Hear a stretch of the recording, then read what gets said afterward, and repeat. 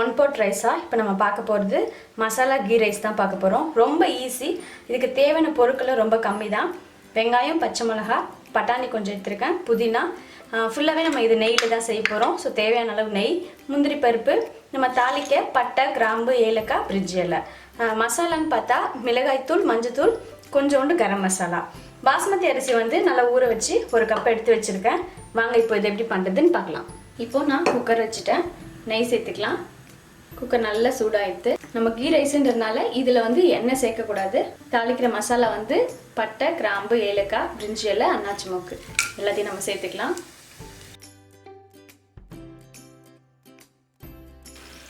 இப்போ போட்ட மசாலா பொரிஞ்சு வரும்போது முந்திரி பருப்பு சேர்த்துக்கலாம்.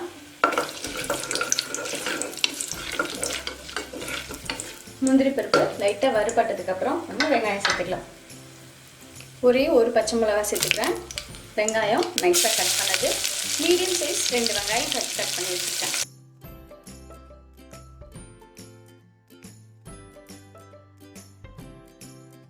இப்போ வெங்காயம் வந்து ஒரு பாதி அளவு வதங்கினதுக்கப்புறமா இஞ்சி பூண்டு பேஸ்ட்டு 1 ஸ்பூன் சேர்த்துக்கிறேன். நீங்கள் பூண்டு தட்டி கூட சேர்த்துக்கலாம், அதுவும் நல்ல ஃப்ளேவராக இருக்கும். இஞ்சி பூண்டு பேஸ்ட் சேர்த்துட்டு நல்லா வதக்கிடலாம். இஞ்சி பூண்டு பேஸ்ட் வதக்கினதுக்கப்புறமா நம்ம எடுத்து வச்ச பட்டாணி சேர்த்துக்கலாம். பச்சை பட்டாணியாக இருந்தால் அப்படியே ஃப்ரெஷ்ஷாக இருந்தால் சேர்த்துக்கோங்க. காஞ்ச பட்டாணியாக இருந்தால் முதல் நாள் நைட்டே ஊற வச்சுட்டு அது மறுநாள் சேர்த்துக்கோங்க. இப்போ இதில் புதினா தழை சேர்த்துடலாம்.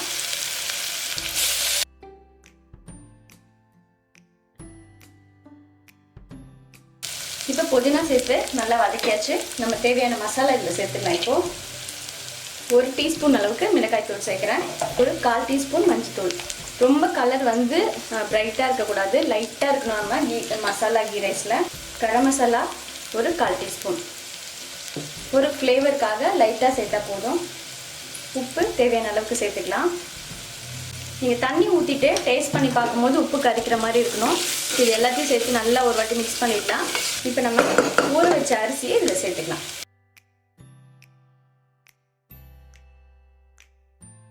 இப்போ அரிசி உடையாமல் நல்லா கலந்து விட்டுக்கோங்க.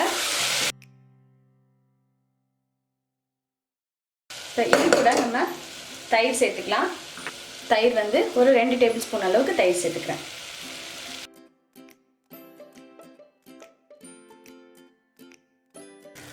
இப்போ நான் இதால் 1/2 கப் ரைஸ் எடுத்தேன், அதனால் 1 கப் தண்ணி சேர்த்துக்கிறேன். எதால் அரிசி எடுக்கிறீங்களோ 1க்கு 2 தண்ணி எடுத்துக்கோங்க. நீங்கள் ரொம்ப நேரம் அரிசியை ஊற வச்சிட்டிங்கன்னா 1 தண்ணி சேர்த்தா போதும். இப்போது இந்த ஸ்டேஜில் உப்பு செக் பண்ணிக்கோங்க. செக் பண்ணிவிட்டு கொஞ்சம் கறிக்கிற மாதிரி இருந்ததுன்னா அதுக்கப்புறமா நம்ம குக்கரை மூடி விசில் விட்டுடலாம்.